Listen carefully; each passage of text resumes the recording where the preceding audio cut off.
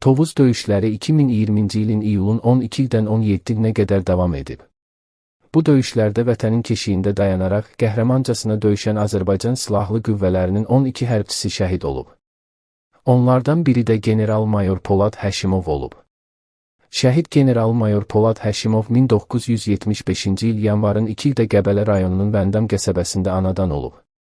1982-ci ildə Sumqayıt şəhəri 28 nömrəli tam orta məktəbin 1-ci sinfinə qəbul olub və 1986-cı ilə qədər orada təhsil alıb. Polad Həşimov 1992-ci ildə sənədlərini Heydər Əliyev adına Azərbaycan Ali Hərbi Məktəbinə verib.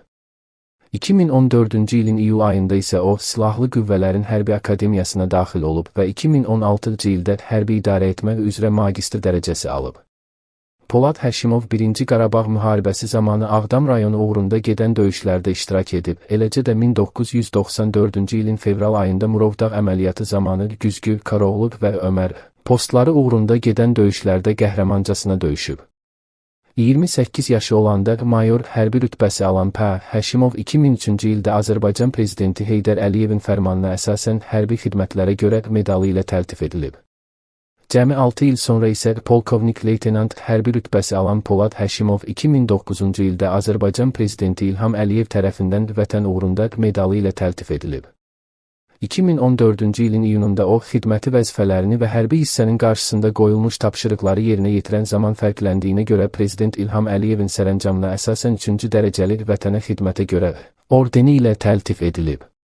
Polad Həşimov 2017-ci ildən 3-cü Ordu Korpusunun komandir müavini, qərargah rəisi vəzifəsində çalışıb. 2019-cu ildə Azərbaycan Prezidenti İlham Əliyevin müvafiq sərəncamına əsasən Polad Həşimova general-mayor ali hərbi rütbəsi verilib. Bununla da Polad Həşimov 19-cu əsrdə yaşayan İsmail bəy Qutqaşınlıdan sonra Azərbaycanın tarixində Qəbələdən general rütbəsi alan birinci hərbçi olub.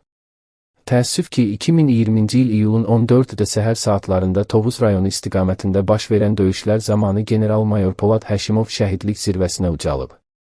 Polad Həşimovun vətənə əmanət 3 övladı, Davud və Teymur adlı oğulları, Aybəniz adlı qızı yadigar qalıb. Polad Həşimov 2-ci Fəxri Xiyabanda son mənzilə yola salınıb. Kanalı bəyənib abunə olmağı unutmayın.